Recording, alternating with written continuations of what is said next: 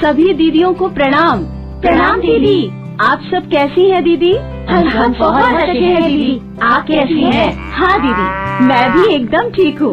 क्या आप लोगों को पिछली बैठक की मुख्य बातें याद हैं?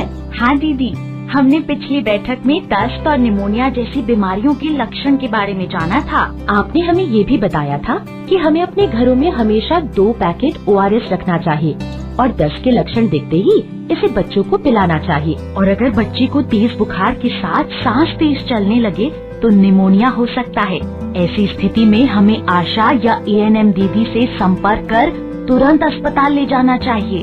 वाह दीदी, आप लोगों ने सभी बातें बहुत ध्यान से सुनी और समझी।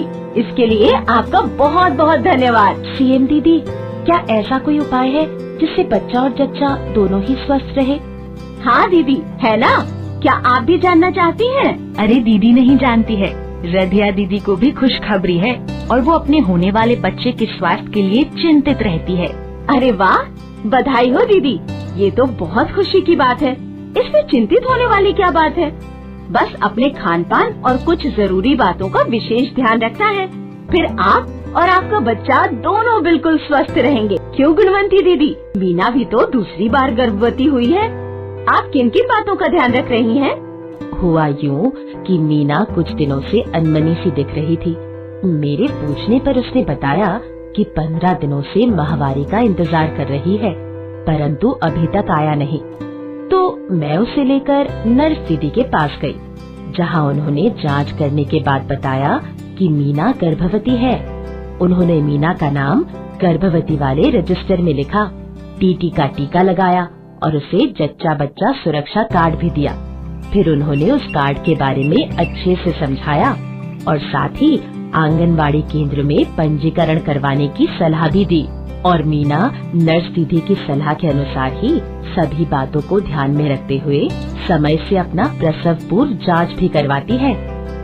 जच्चा बच्चा सुरक्षा कार्ड, ये क्या होता है दीदी? ये कार्ड सरकार की तरफ से मुफ्त में दिया जाता है।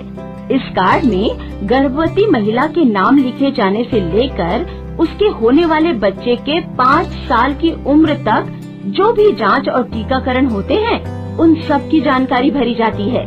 साथ ही इस कार्ड पर गर्भवती महिला में होने वाले खतरे के लक्षणों के बारे में तथा बच्चे के विकास से संबंधित जरूरी जानकारियाँ दी गई होती हैं। तब तो इस कार्ड को संभाल कर रखना पड़ेगा। सही कहा आपने, इस कार्ड को हमेशा संभाल कर रखना चाहिए और यह भी ध्यान रखना बहुत जरूरी है कि हर जांच या टीकाकरण कराने के बाद उसे कार्ड पर भरा गया हो। दीदी, ये प्रसव पूर्व जांच क्या होता है?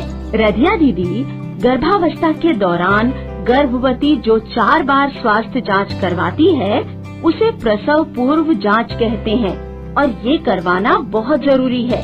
मीना जब पहली बार गर्भवती हुई थी, तब उसने 4 प्रसव पूर्व जांच करवाई थी। आपने देखा होगा मीना और उसकी बेटी दोनों कितने स्वस्थ हैं। इसलिए इस बार भी वो समय से अपनी सभी जांच करवा रही है। ये चारों स्वास्थ्य जांच कब कब करवाना चाहिए? पहली जांच गर्भ का पता होने के तुरंत बाद से लेकर 3 महीने के अंदर। दूसरी जांच गर्भावस्था के 4थे से 6ठे महीने के बीच। तीसरी जांच 7वें से 8वें महीने के बीच और चौथी जांच 9वें महीने में। दीदी, इसमें क्या जांच की जाती है? इसमें कई तरह के जांच होते हैं, जैसे शारीरिक जांच, जिसमें पेट, आँख, जीभ, नाखून और पैर की जांच की जाती है। रक्तचाप की जांच की जाती है। हर जांच के समय गर्भवती महिला का वजन भी लिया जाता है।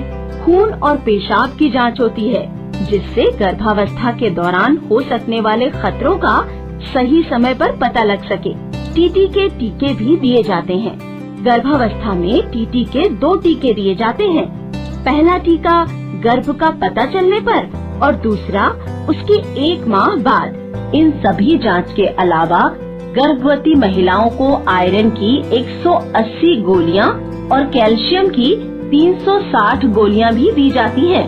गर्भवती महिलाओं को हर रोज 1 गोली आयरन और 2 गोली कैल्शियम की लेनी चाहिए। 1 आयरन की गोली हर दिन रात्रि में सोने से पहले नींबू पानी के साथ लेनी चाहिए और ज्यादा से ज्यादा पानी पीना चाहिए।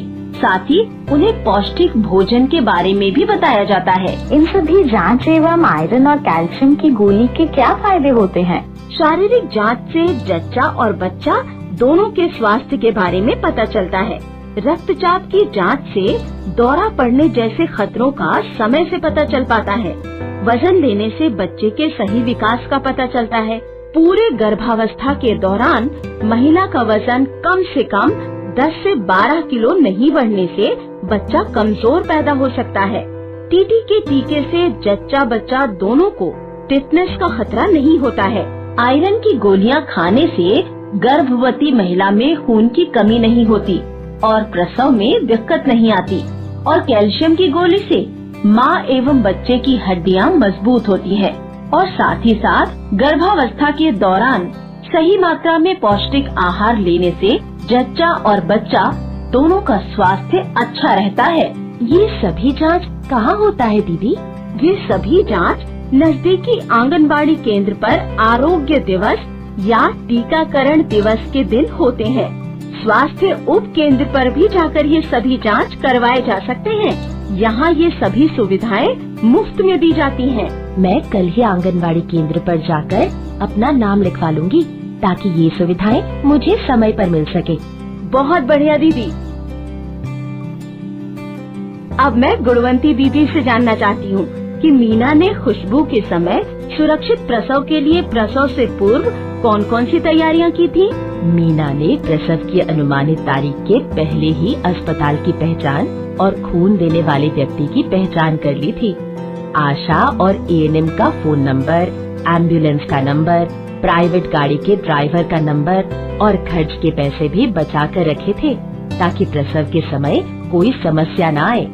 इसके साथ ही उसने प्रशिक्षित नर्स दीदी की पहचान करके रखी थी और अलग से एक झोले में साफ सूती और सूखा कपड़ा, नया धागा, नया ब्लेड, नया साबुन और साफ स्थान की व्यवस्था करके भी रखी थी ताकि अगर किसी कारणवश घर में प्रसव करवाना पड़ गया तो ज्यादा परेशानी ना हो। वाह गुणवंती दीदी, ये तो मीना ने बहुत समझदारी वाला काम किया था।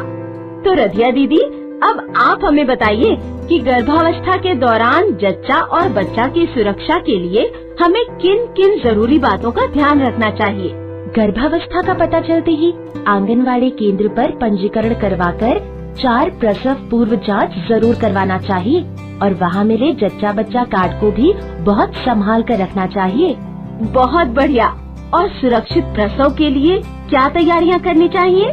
प्रसव की अनुमानित तारीख से पहले प्रसव के लिए अस्पताल की पहचान, खून देने वाले व्यक्ति की पहचान, आशा दीदी का फोन नंबर, एम्बुलेंस या गाड़ी वाले का नंबर और प्रसव के खर्च के लिए पैसे बचा कर रखना बहुत जरूरी है।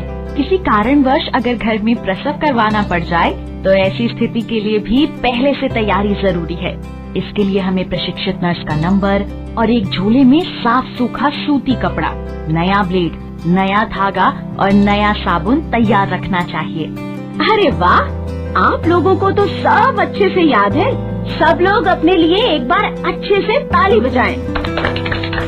शाबाश दीदी, आप लोगों का बहुत बहुत धन्यवाद। फिर मिलेंगे एक नए विषय के साथ।